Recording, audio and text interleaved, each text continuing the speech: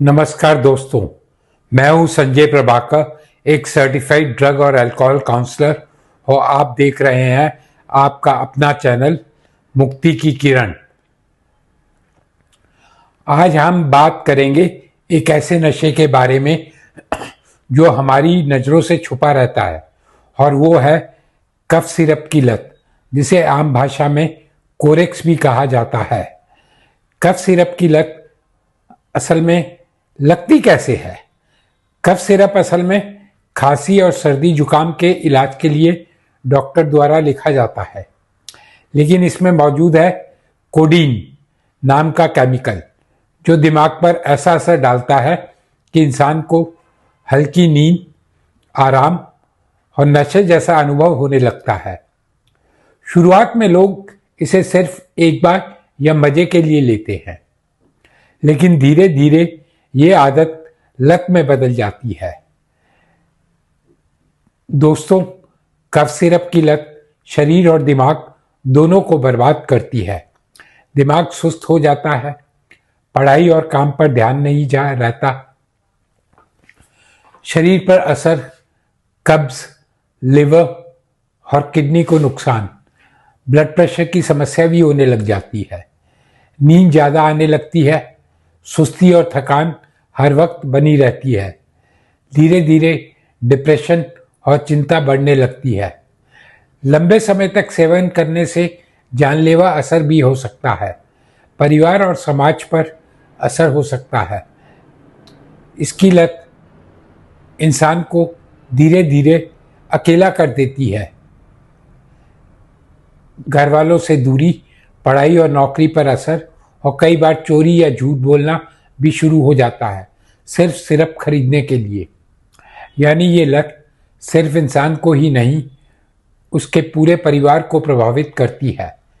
क्या इससे छुटकारा मुमकिन है? जी हाँ, बिल्कुल। सबसे पहले ये मानना जरूरी है कि यह एक बीमारी है, गुनाह नहीं। सही इलाज, काउंसलिंग और परिवार का सहयोग मिलने पर कोई भी इंसान इससे बाहर आ सकता है। डिटॉक्सिफिकेशन की जरूरत होती है। थेरेपी और नियमित काउंसलिंग से धीरे धीरे शरीर और दिमाग नशे से मुक्त होने लगते हैं। सबसे अहम बात है, आपको अकेले लड़ने की जरूरत नहीं है, मदद मांगना ही सही शुरुआत है। आशा की किरण। दोस्तों, मैंने खुद अपने जीवन और अनुभव से देखा है कि कितने लोग इस नशे से बाहर आकर एक नई जिंदगी जी रहे हैं। अगर आपका कोई अपना किसी कफ सिरप की लत में है तो याद रखिए, उम्मीद हमेशा है, रास्ता हमेशा है। अगर आपको ये वीडियो मददगार लगी हो तो इसे शेयर करें, ताकि और लोगों तक भी इस संदेश तक पहुंच सके।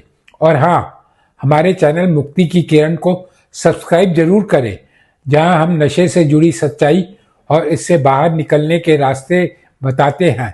याद रखिए, नशा छोड़ना मुश्किल है, लेकिन नामुमकिन नहीं। मैंने बहुत से व्यक्ति को देखा है जो नशा छोड़ चुके हैं।